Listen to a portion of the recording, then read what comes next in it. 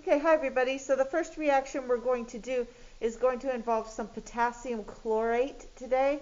And what we're going to do with our potassium chlorate is we're going to melt it using a Bunsen burner. So I'm actually going to light myself the Bunsen burner. So let me go ahead and show you the Bunsen burner. And we're going to go ahead and get that started. Hopefully it will light like I expect. Okay, we're going to pause it until I can get this thing lit. Okay, you might be able to see it now. There is our lit Bunsen burner, and we're actually going to use our lit Bunsen burner to melt some potassium chlorate. Potassium chlorate is highly reactive with sugar once it is in the melted form. So I am going to go ahead and I'm going to try to get everything on the screen here. There is my potassium chlorate. I'm trying to get it into and I did not want to do that. Hang on, everybody. All right, so I am melting my potassium chlorate. You can't see very well, but the flame is large enough. I'm going to actually back my flame off a bit so I can bring my Bunsen burner just ever so closer to the potassium chlorate, and the first thing I'm going to need to do is get it to melt. This is one of those situations where even though potassium chlorate is highly reactive in the melted form, it is not very reactive in the solid form, but I am going to go ahead and get it to react, and we are going to test this reactivity in just a moment. It's almost melted, almost all the way melted. Okay. The potassium chlorate is, all right, it is melted at this time, so I'm going to go ahead and turn off my Bunsen burner. Okay, so there is my melted potassium chlorate, and I am going to go ahead and raise this up so now you can see and I want to show you the entire test tube. There it is. There is my potassium chlorate all melted, and to test the fact that it is highly reactive, we are going to go ahead and sacrifice a gummy bear to science. And this is a very old gummy bear because we've had gummy bears be donated to science. And it is a little red gummy bear. There he is, little red gummy bear. And we are going to be able to observe all the energy being given off by the gummy bear.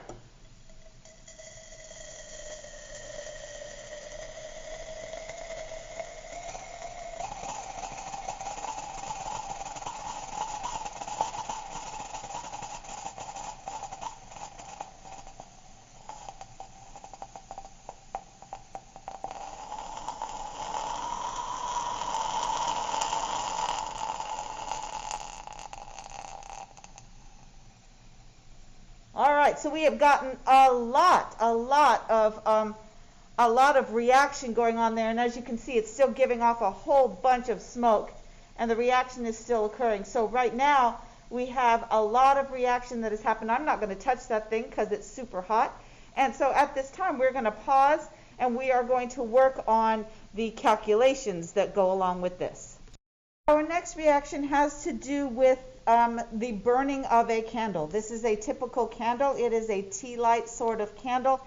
And we're going to start by observing the starting mass of the candle. And we'll notice that the starting mass of the candle is going to be represented, and you will need to write this number down, 10.378 grams. Okay. So after we get the starting mass of the candle, then we're going to go ahead and light our candle, and we're going to let it burn for several minutes. And there it is. There we go. Our candle is burning.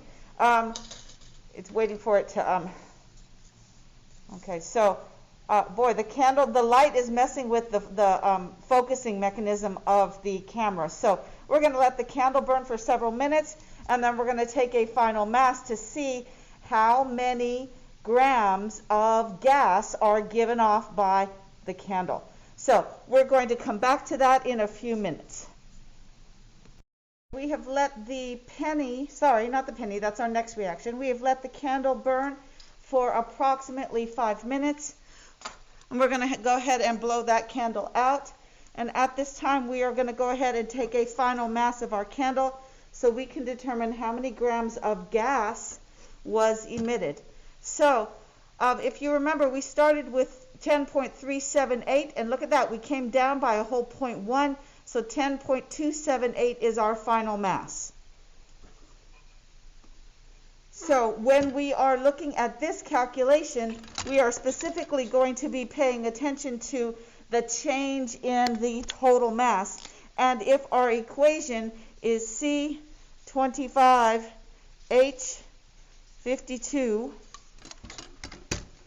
plus O2 yields CO2 plus water, it is both of, let's turn that around, it is both of those gases there that we, so this is going to be a gas here, this is going to be a gas here, that we're going to want to add their total masses together to be able to see what the final outcome is.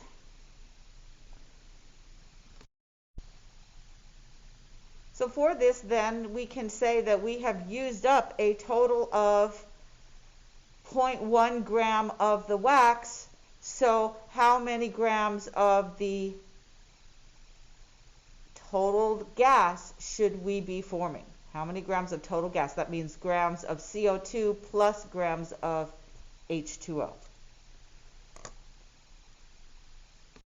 All right, in this next reaction, we have some sodium hydroxide reacting with some pieces of zinc. And this reaction, as you can see on your paper, forms some sodium zinc oxide, and that is something that can help us reduce the, or actually what we're doing is we're going to add some zinc color to the outside of the penny. So when I put my nice kind of coppery looking penny in here, I am going to get to see a change in my penny, and we want to observe that going on right in there. So I want you to observe what is happening, and in a moment I'm going to pull that penny out of there so you can see what we might be able to perceive as a color change of our penny. So right now it still looks rather orange, and when you put a penny into this mixture, it is undergoing a redox reaction, and it is literally adding a layer of zinc in the form of sodium zinc oxide. I said it backwards. Are you guys noticing a color change of the penny right now? When I pull it out of there, you are probably going to be able to see it even better. I'm going to put it on my little watch glass next to this so you can see it better. I'm almost ready. I still see a little bit of copper coloring here, but it's almost coated. And let's see here. All right. Can you see that I have turned my penny silver now?